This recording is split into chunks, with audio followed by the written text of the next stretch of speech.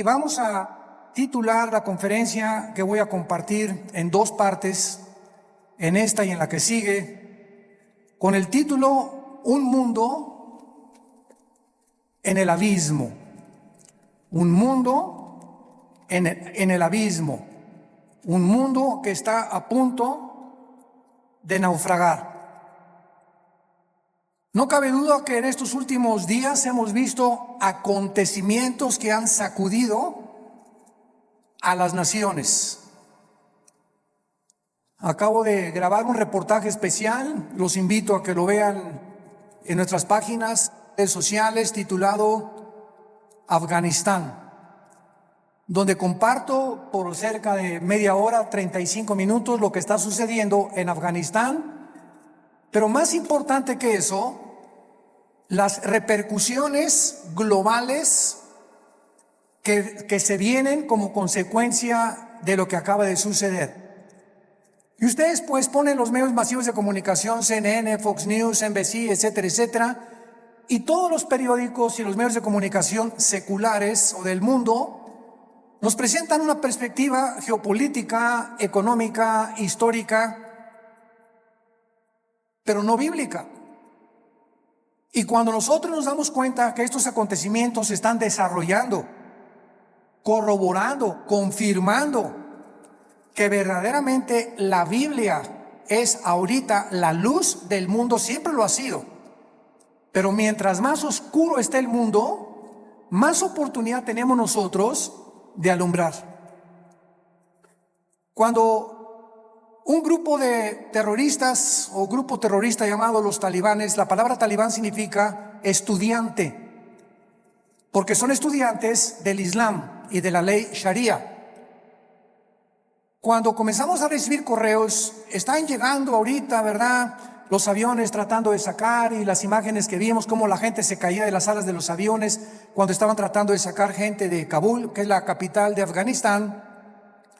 Nos llegaron más de 60, 70 correos, llamadas de teléfono.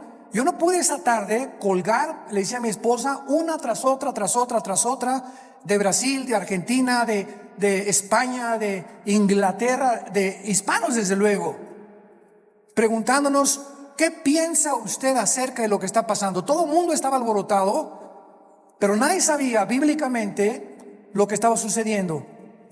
Me puse a orar e inmediatamente comencé a tratar de recopilar la información que yo podía reunir para dar una conferencia al otro día, un reportaje especial para que pudiéramos los cristianos principalmente darnos cuenta que los Estados Unidos de Norteamérica no aparecen en la Biblia, y lo venimos diciendo desde hace muchos años. Los Estados Unidos de Norteamérica, que tuvieron la supremacía política, militar y económica desde 1945 y que por más de 70 años jugaron el papel de policía, porque durante muchos años Estados Unidos estuvieron vigilando que no hubiera dictaduras o ayudar a las naciones que eran ocupadas por dictadores, luchar contra el terrorismo, como se inició desde el ataque a las Torres Gemelas. El presidente George Bush lanzó un ataque contra 3 naciones que fueron Irán, Irak y Afganistán, porque Afganistán había sido el nido o la cueva de un grupo llamado Al-Qaeda, donde posteriormente capturaron ahí en Islamabad al famoso líder Osama Bin Laden. Y esta guerra contra el terrorismo, ¿verdad?, fue llevada durante los últimos 20 años. Y finalmente nos damos cuenta que con la nueva administración actualmente del presidente Joe Biden, los errores tan grandes que han cometido ha hecho que ahora, con la actuación que Estados Unidos tuvo, le llaman ahora un tigre de papel. Estados Unidos ya no es la nación que era. Ahora China ya sabe que puede invadir Taiwán. Ahora Irán ya sabe que pueden continuar con las centrifugadoras produciendo el uranio 35 para fabricar la bomba atómica. Ahora Irán ya sabe que lo puede hacer. Ahora Corea del Norte ya sabe que no tiene ningún impedimento para someter a Corea del Sur. Y ahora Turquía también ya sabe, a través del presidente Erdogan, que puede levantarse para la reconstrucción de Afganistán, y el presidente de Turquía se ha autonombrado el líder mundial del Islam. Lo más interesante de todo lo que está sucediendo ahorita en el mundo, que vamos a desarrollarlo brevemente, es que estas cuatro naciones, China nunca ha dejado de tener relaciones cordiales con los talibanes, nunca. Pero lo más interesante de esto, bíblicamente, porque es lo que nos interesa, y lo que solamente los cristianos lo sabemos, es que son las cuatro naciones que se mencionan en Ezequiel 38 y 39, en la próxima invasión contra Israel. Y ahora Israel, el patito feo, ha quedado por primera vez, desde 1948, que volvieron otra vez a revivir nacionalmente la nación de Israel, ya no tiene quien los defienda, han quedado vulnerables. Y también los Estados Unidos de Norteamérica han quedado vulnerables, porque si Estados Unidos no aparece en las profecías bíblicas, y en esta invasión del capítulo 38 de Ezequiel no aparece tampoco, significa o que iba a caer económicamente, o que iba a comenzar a corromperse interiormente, como dijo Abraham Lincoln. Estados Unidos no va a caer fuera por sus enemigos. Si Estados Unidos cae es porque se corrompió internamente. Y esto nos da un panorama maravilloso para saber que los cascos de los jinetes del Apocalipsis ya se escuchan en el cielo. La voz del novio ya la escuchamos, que dice: prepárate, prepárate, prepárate. Y todos ustedes que nos escuchan, que no tienen la seguridad de la salvación a través de la predicación del evangelio de la gracia de Jesucristo, prepárate para encontrarte con Dios. Porque así como los talibanes creían que en 2 meses las tropas norteamericanas iban a salir, y cuando descubren que Estados Unidos viola el pacto con el presidente Ghani y con los talibanes, de que no era verdad lo que el expresidente Trump firmó, les tomó 48 horas, 2 días les tomó apoderarse de toda una nación, sin que nadie chistara ni nadie dijera pío. Y se quedaron ahí en Afganistán más de 2,000 vehículos blindados, helicópteros Black Hawk, que son los más modernos para la guerra, más de 50 aviones, fusiles de largo alcance, de mira telescópica, lanzagranadas, millones de municiones. Y ahora este grupo se convierte en el grupo terrorista mejor armado y más peligroso del mundo entero. El mundo queda automáticamente bajo una gran amenaza. Pero estas 4 naciones, China, Rusia, Irán e Irak, forman parte de la invasión en Ezequiel 38. Esto es impresionante, es increíble. Y son las 4 naciones que están apoyando ahorita a los talibanes, y que mantienen relaciones con ellos y los van a seguir defendiendo. Y por eso todos los que se consideraban que si no actuaban como China, no puede entrar a Taiwán porque la flota norteamericana, ahora ya no, ahora ya pueden atacar a Taiwán. Irán, pues no podemos darle velocidad a la fabricación de las bombas atómicas porque Estados Unidos se nos puede echar encima. Ahora ya tienen la bandera libre para continuar produciendo armas nucleares. Y así, todas las naciones que tenían algún temor de que Estados Unidos reaccionara y mandara a sus soldados, se perdió completamente. El mundo ha quedado vulnerable. Ahora sus Biblias, en el capítulo 24 del libro de Isaías. Ojalá que todos hayan traído su Biblia.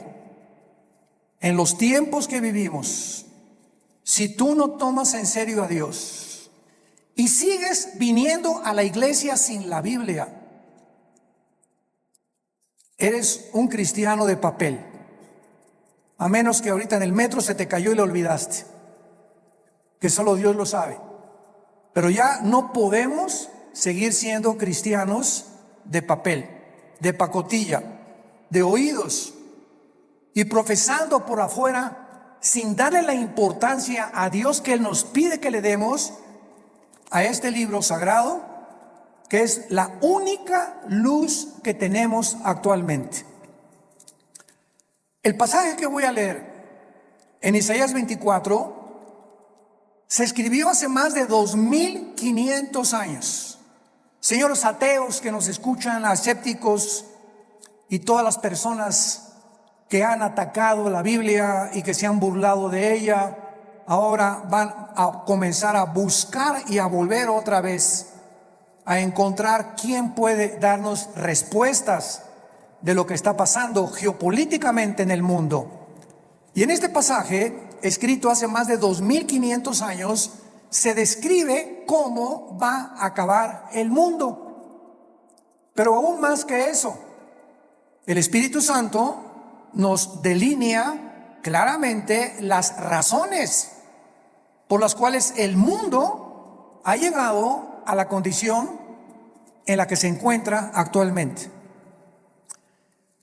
Dice así: he aquí que Jehová vacía la tierra y la desnuda, y trastorna su faz y hace esparcir a sus moradores.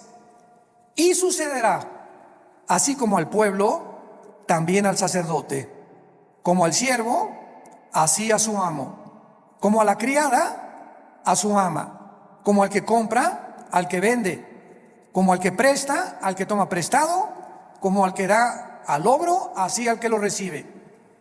La tierra será enteramente vaciada, completamente saqueada, porque Jehová ha pronunciado esta palabra. Se destruyó, cayó la tierra, enfermó.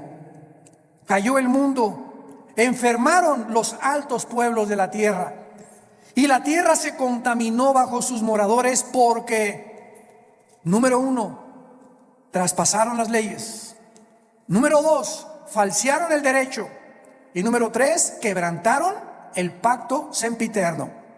Por esta causa, la maldición consumió la tierra y sus moradores fueron asolados. Por esta causa fueron consumidos los habitantes de la tierra y disminuyeron los hombres. Se perdió el vino, enfermó la vid, gimieron todos los que eran alegres de corazón. Cesó el regocijo de los panderos, se acabó el estruendo de los que se alegran, cesó la alegría del arpa. No beberán vino con cantar, la sidra les será amarga a los que la bebieren. Quebrantada está la ciudad por la vanidad, toda casa se ha cerrado, para que no entre nadie. Esta escritura ha sido llamada el Apocalipsis de Isaías, porque después de que Isaías profetiza en este libro el juicio contra 11 naciones, el Señor ahora anuncia el juicio final contra el mundo entero. Ya el Señor Jesucristo había anunciado, Mateo 24:21, porque habrá gran tribulación en el mundo como nunca jamás la ha habido antes. En Lucas 21 escribe estas palabras el evangelista Lucas, versículo 25: habrá señales en el sol, en la luna, en las estrellas, y en la tierra angustia de las gentes, confundidas a causa del bramido del mar y de las olas, desfalleciendo los hombres por el temor y la expectación de las cosas que sobrevendrán en la tierra, porque las potencias de los cielos serán conmovidas. Versículo 34: miren también por ustedes mismos, que vuestros corazones no se carguen de glotonería, embriaguez y de los afanes de la vida, y venga de repente sobre vosotros aquel día, porque como un lazo vendrá sobre todos los que habitan sobre la faz de toda la tierra. Velad pues, en todo tiempo, orando que seáis tenidos por dignos de escapar de todas estas cosas que vendrán y de estar en pie delante del Hijo del Hombre. Regresando al pasaje de Isaías, encontramos en los primeros 4 versículos 3 puntos importantes acerca del juicio de Dios. En primer lugar, dice el versículo 1, he aquí que Jehová vacía la tierra y la desnuda, la trastorna y hace esparcir a sus moradores. En primer lugar, encontramos que va a ser Dios y su Hijo Jesucristo, como lo vamos a ver a continuación, los agentes que van a juzgar al mundo. Esto es absolutamente obvio y lógico, ya que Dios es imposible que juzgue a alguien que no merece. Es imposible que Dios mande una maldición sin que los que reciban la maldición se hayan hecho merecedores de lo que recibieron. Porque todo lo que sembramos, todas las decisiones que tú has tomado en tu vida, todas las cosas que has decidido en tu vida, tienen consecuencias, para bien o para mal. Si te casaste equivocadamente, si compraste un vehículo equivocadamente, si hiciste un gasto equivocadamente de dinero, no le eches nunca la culpa a Dios. Somos personas, individuos responsables moralmente de nuestras acciones. Y por esta responsabilidad y esta libertad y libre albedrío que tenemos para hacernos merecedores que lo que sembramos tenemos que recoger, tenemos que formar y normar nuestra vida de aquí en adelante. Dice la Biblia en Hechos capítulo 17, versículo 30 al 31, lo mismo. Veamos cómo los apóstoles anuncian quién va a juzgar al mundo. Pero Dios, Hechos 17, versículo 30, pero Dios, habiendo pasado por alto los tiempos de esta ignorancia, ahora manda a todos los hombres en todo lugar que se arrepientan, por cuanto ha establecido un día en el cual juzgará al mundo con justicia por aquel varón, o sea Jesucristo, a quien designó, dando a todos fe por haberle levantado de los muertos. Y el apóstol Pablo, en su segunda carta a Timoteo, capítulo 4, versículo 1, le dice a Timoteo: te encarezco delante de Dios y del Señor Jesucristo, que juzgará a los vivos y a los muertos en su manifestación y en su reino. Entonces, lo primero que el Espíritu Santo resalta es que va a ser Dios el Padre y su Hijo Jesucristo los que se van a encargar de juzgarte. Y en ese día, si ahorita tienes excusas de ser como tú eres, en ese día no las tendrás. Y así como estamos viendo con qué rapidez cambió el mundo en 1 año y medio, desde que comenzó esta famosa pandemia, todo ha cambiado. La moral, la conducta, la economía, la política, los medios de salud. En menos de 1 año el mundo ha sido trastornado completamente. En 48 horas un grupo terrorista se enfrenta al ejército más poderoso del mundo y los hace huir. En 48 horas sin disparar una sola bala. Y así está pasando todo en el mundo, nos está agarrando a todos desprevenidos. La semana que entra, ¿qué vamos a escuchar? Mañana, ¿qué vamos a escuchar en las noticias? Y tal vez la próxima noticia para ti es que te quedan 3 días de vida, te queda 1 semana de vida, te queda 1 mes de vida y no lo sabías, ni te lo imaginabas. Dice la Biblia: prepárate para encontrarte con tu Dios. Viene el juicio, viene el día del juicio al mundo. Tenemos que reaccionar y tenemos que arrebatar del fuego a nuestra familia, a nuestros amigos, y ahora más que nunca tener convicciones. Tenemos que ser cristianos de convicciones. Si tú no tienes convicciones de la santidad y de la forma que debes de vivir, el mundo te va a jalar, porque la presión, como el imán, es más fuerte lo que te jala que lo que te sostiene. Y lo único que nos sostiene es la fe en este libro. Es la obediencia a la palabra de Dios. Prepárense para que sean tomados por dignos de escapar todas estas cosas. Regresamos a Isaías. Y en el versículo 2 encontramos, en segundo lugar, que será un juicio universal. Sucederá al pueblo como al sacerdote, al siervo como al amo, a la criada como al ama, al que compra, al que vende, o sea, todas las clases sociales, porque Dios no tiene consentidos, ni Dios hace acepción de personas.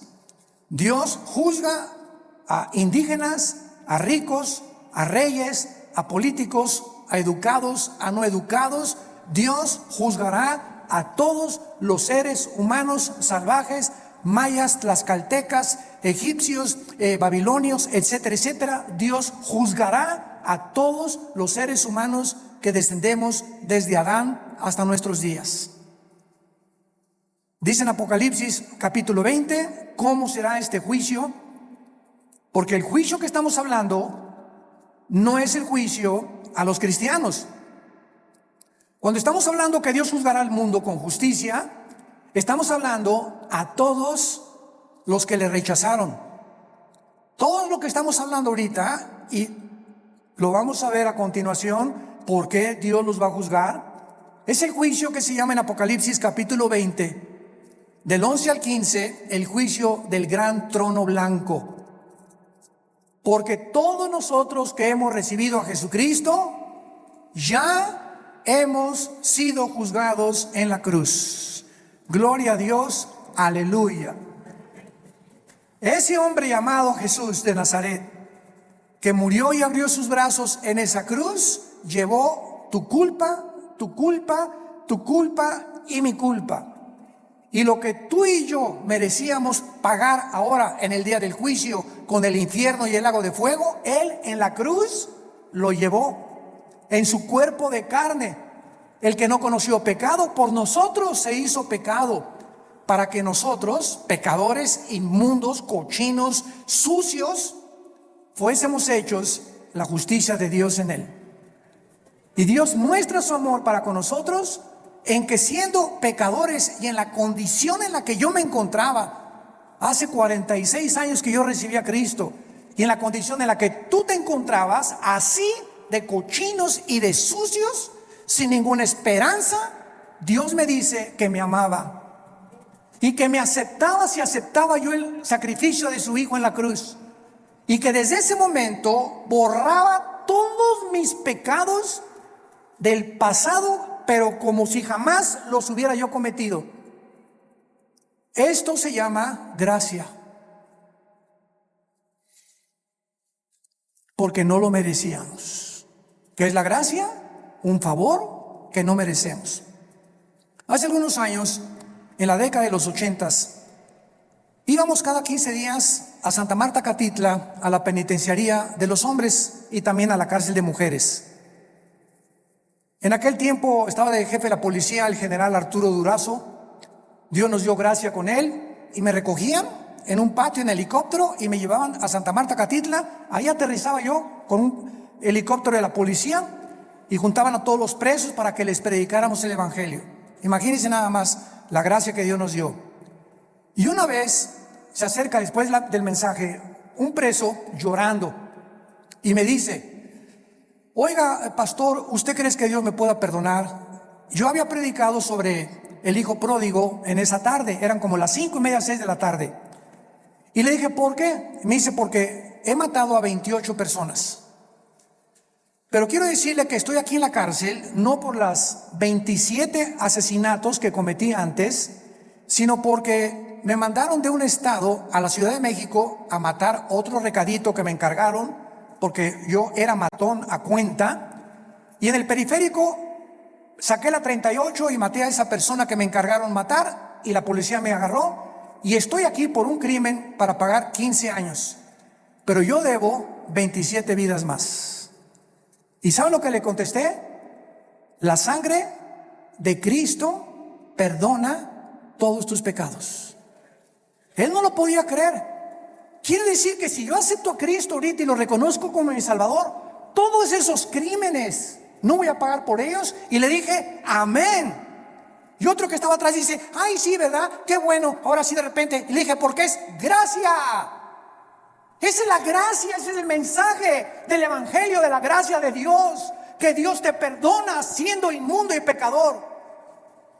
Porque nadie merece irse al cielo, nadie merece el perdón. Dios nos lo da en su amor en la cruz. Esta palabra gracia no aparece en ninguna religión. En ninguna religión. Y hay cristianos que todavía no han entendido el significado de la palabra por gracia somos salvos por medio de la fe.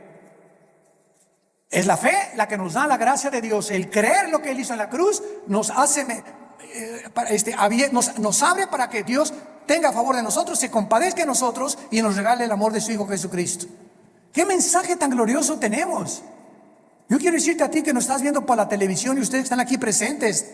Me puedes decir, yo he abortado 8 niños, llevo 3 divorcios, he matado, he adulterado, he hecho aquello. Si tú recibes a Cristo, Dios te perdona. Y en este día del juicio, tú no estarás presente, porque Él pagó por ti y por mí. Y por eso vivimos tan agradecidos, humillados, después de lo que Él hizo en nuestro lugar en esa cruz. Dice Apocalipsis 20, versículo 11, hablando del trono donde estarán todos los que rechazaron este regalo de Dios. Vi un gran trono blanco y al que estaba sentado en él, de delante del cual huyeron la tierra y el cielo, y ningún lugar se encontró para ellos. Esto nos habla que este juicio será después del milenio, porque los que estén en este juicio van a ver cómo desaparece la tierra y los cielos. Y después de este juicio, Dios hará nuevos cielos y nueva tierra. Entonces, este juicio será hasta después de los 1000 años o del reino mesiánico que Jesucristo le prometió a los profetas.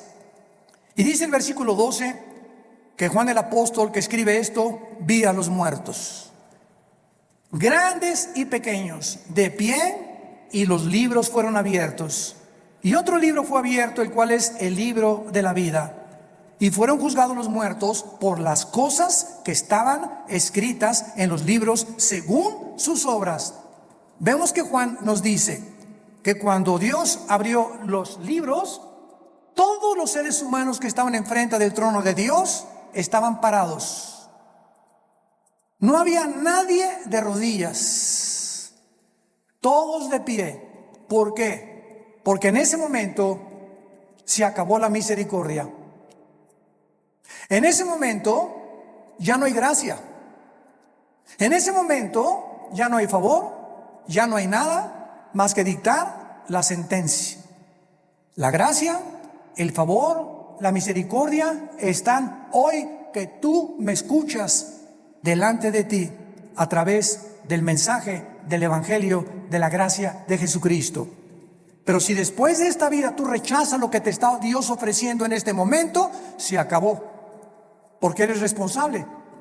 Somos sometidos a la ley de la responsabilidad individual, y cuando tú te mueras, te morirás en tus pecados, porque tú así lo decidiste.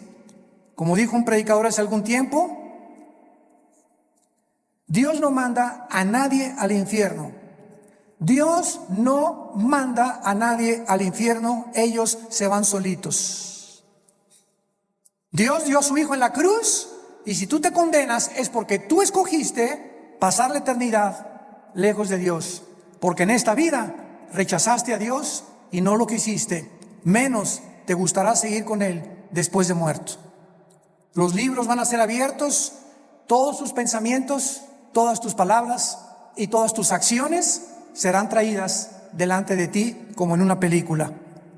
Y observamos que Dios te va a juzgar por las obras. Qué irónico, ¿verdad? La salvación es por gracia sin las obras, pero el juicio será por las obras, por lo que tú hiciste. Y ahora, por lo que nosotros hicimos, Dios nos perdona, pero el día del juicio no lo vas a soportar. Y en tercer lugar, regresamos a Isaías 24, dice el versículo 3 y 4, que este juicio devastará completamente el mundo. La tierra será vaciada, versículo 3, Isaías 24, completamente saqueada. Jehová ha pronunciado esta palabra, la tierra se destruyó, enfermó, cayó el mundo, blasfemaron los altos pueblos de la tierra, y la tierra se contaminó bajo sus moradores, porque traspasaron las leyes, falsearon el derecho y quebrantaron el pacto sempiterno. Estas características del versículo 4 ya las podemos ver. ¿En qué planeta estamos tú y yo viviendo? En un planeta donde el aire ya está contaminado. Las frutas, las cosechas, la agricultura, los campos están contaminados. El mar inmensamente contaminado. La comida contaminada. Todo a nuestro alrededor es un mundo contaminado. Y lo más interesante que vamos a descubrir a continuación es que ahorita las naciones, el efecto global y el clima, están luchando las naciones por mejorar el clima, sin que los líderes de las naciones se den cuenta, porque hay un velo en sus mentes que no pueden entender la realidad de lo que nos rodea. Creen que se debe pues a los hidrocarburos y esto y el otro, que tienen algo que ver. Pero de acuerdo a la Biblia, la contaminación del planeta está asociada con nuestros pecados. Mientras más inmoralidad hay en el mundo y mientras más maldad hay en el mundo, la tierra sufre igualmente que nosotros. Y esto lo podemos ver claramente, para confirmarlo, cuando Dios creó el paraíso o el huerto del Edén, donde todo era perfecto. ¿Se acuerdan?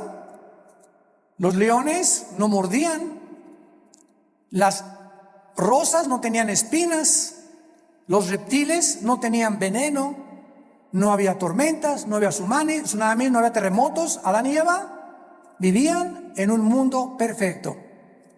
Y cuando Adán y Eva pecan, qué interesante, toda la ecología del mundo cambia inmediatamente.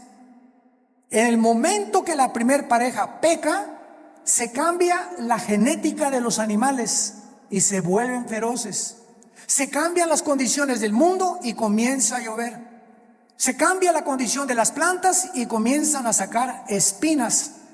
Toda la genética y la ecología del mundo cambia cuando el ser humano pecó. ¿Por qué? Porque desde Génesis 2, Dios le dijo a Adán y Eva: pongo debajo de ustedes para que se enseñoreen, para que sean los administradores de toda la creación. Pero si ustedes se apartan de mis leyes, la creación se volverá su enemigo. Y esto la gente que no tiene al Espíritu Santo no lo entiende. Y lo atribuyen a problemas de gases, hidrocarburos, y no hay absolutamente ninguna solución para cambiar ahora un mundo en crisis, un mundo que se encuentra en el abismo. Ahora veamos a continuación las causas del juicio en el versículo 5 que acabamos de leer. ¿Por qué el mundo ha llegado al punto que llegamos? Y hace 2700 años el profeta Isaías lo advirtió. Número 1, la tierra se contaminó bajo sus moradores porque, en primer lugar, falsearon las leyes o falsearon el derecho. Esta palabra es Torah en el hebreo, si te interesa ponerlo, cuando dice falsearon las leyes, falsearon los mandamientos de Dios. Y esto es importante porque la Biblia nos muestra claramente que la contaminación, repito, afecta al ser humano, y la iniquidad y la maldad y la inmoralidad de los habitantes del mundo es tan grande el pecado, que la naturaleza se vuelve contra nosotros. Veamos otros ejemplos de esto en el libro de Job, capítulo 36. Job, capítulo 36, versículo 33. El trueno declara su indignación. ¿Han oído ustedes los truenos y los rayos? ¿No te sacuden? Mi esposa cuando truena, a mí me encanta que truene, porque sé que no me va a pasar nada. Y mi esposa sale corriendo y, ay, está lloviendo. Y digo, pues aquí, mira, más cerquita aquí conmigo, y aquí la apapacho. Pero cuando truena, nos ponemos así, ¿verdad? Porque se oye una cosa esplendorosa en el cielo, como una voz gigantesca, ¡pum! Y dice la Biblia que es una manifestación de la indignación de Dios los truenos, como diciéndonos, ahí les va un botón de muestra de mi poder. Y la tempestad proclama su ira contra la iniquidad. ¿Se dan cuenta? Como todo lo podemos respaldar bíblicamente. Ahora capítulo 37 de Job, versículo 12 y 13. Asimismo, por sus designios se revuelven las nubes en derredor para hacer sobre la faz del mundo, en la tierra, lo que Él les mande. Unas veces por azote, otras por causa de la tierra, otras por misericordia las hará venir. Nos damos cuenta que las lluvias es una misericordia de Dios, mas no las inundaciones. Entonces, Dios hace llover muchas veces por misericordia de nosotros. Necesitamos tierra fértil que produzca, ganado que tenga que comer, que los ríos suban su caudal y su volumen y su nivel. Pero otras veces encontramos que estas mismas aguas Dios las usa como un medio donde nos está diciendo, ustedes van por mal camino. Entonces, qué interesante que la Biblia nos muestre que el planeta se encuentra como se encuentra porque la maldad de los hombres es demasiada. Hemos llegado a un punto de maldad que no nos imaginamos. Dice en Romanos capítulo 1 también que Dios estableció leyes también morales. Dios estableció leyes morales. Cuando creó el mundo, Dios primero hizo las leyes de la gravitación, las leyes del electromagnetismo y las leyes nucleares. Las leyes cósmicas, la Tierra mantiene su movimiento en 24 horas, en 35 días alrededor del Sol. Vemos que la ley de la gravitación actúa las 24 horas del día, pero así, como estamos bajo un universo completamente y lujosamente, admirablemente diseñado por el Creador, gracias, señores científicos que nos escuchan, gracias al orden y el diseño de las leyes existe la ciencia. ¿Por qué existe la astronomía? Porque los astrónomos pueden ver perfectamente bien y predecir un meteoro o esto y el otro, porque el universo está obrando, trabajando metódicamente como un reloj que se le dio cuerda. ¿Por qué existen las leyes? La primera y la segunda ley de la termodinámica. Porque todo nos habla que está sujeto a un deterioro, a una oxidación. El Sol pierde toneladas más a cada segundo. Y gracias a esto se establece que no hay evolución, que la segunda ley de la termodinámica contradice la ley de la evolución. En lugar de que estemos evolucionando, vamos de arriba hacia abajo. No vamos mejorando. Ya se profetizó hace 2000, la tierra iba cada día a deteriorarse más y el carácter de los seres humanos iba a llegar a comportarse más bajo que el de los animales. Traspasamos las leyes, dice Romanos capítulo 1, versículo 21. Pues habiendo conocido a Dios, no le glorificaron como a Dios ni le dieron gracias, sino que se envanecieron en sus razonamientos y su necio corazón fue entenebrecido. Profesando ser sabios, se hicieron necios y cambiaron la gloria de Dios incorruptible en semejanza de imagen de hombre corruptible, de aves, de cuadrúpedos y de reptiles, por lo cual Dios los entregó a la inmundicia en la concupiscencia de sus corazones, de modo que deshonraron entre sí sus propios cuerpos, cambiaron la verdad de Dios por la mentira, honrando y dando culto a las criaturas antes que al Creador, el cual es bendito por los siglos. Por esto Dios los entregó a pasiones vergonzosas.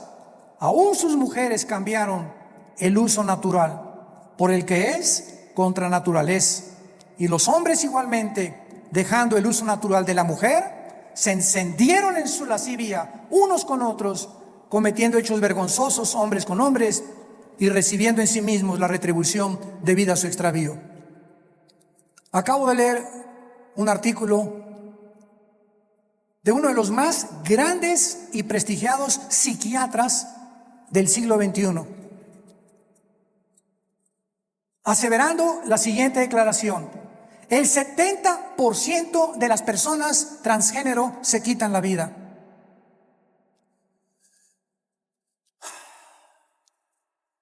El 70% de las personas que intentaron cambiar la naturaleza con la cual nacimos, le dijeron a Dios: te equivocaste, yo no soy hombre, soy mujer, no soy mujer, soy hombre.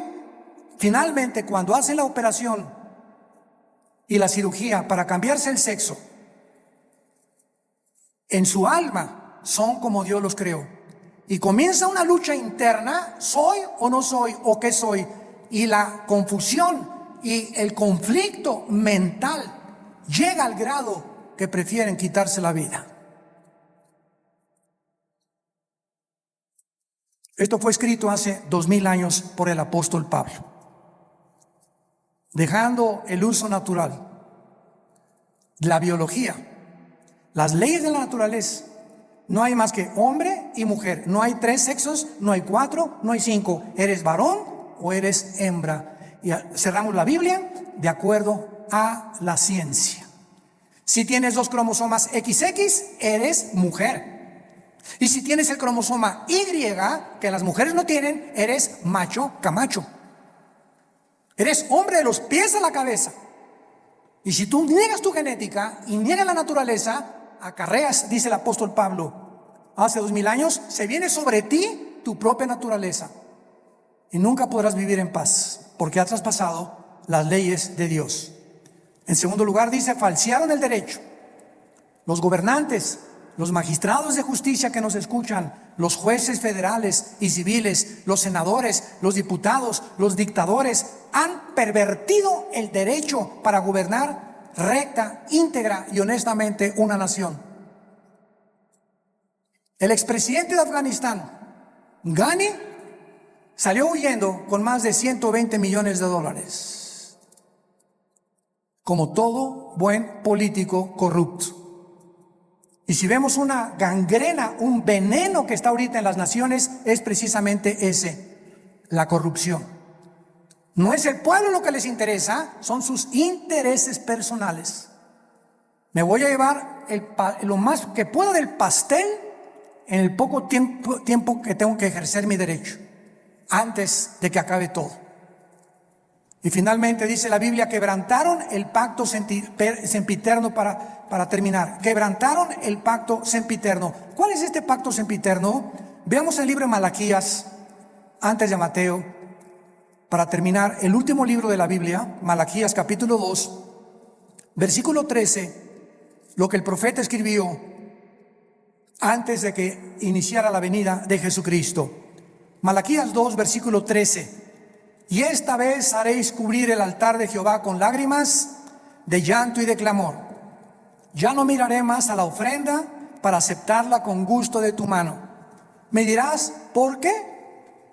Porque ha Jehová testiguado contra ti y la mujer de tu juventud, contra la cual has sido desleal.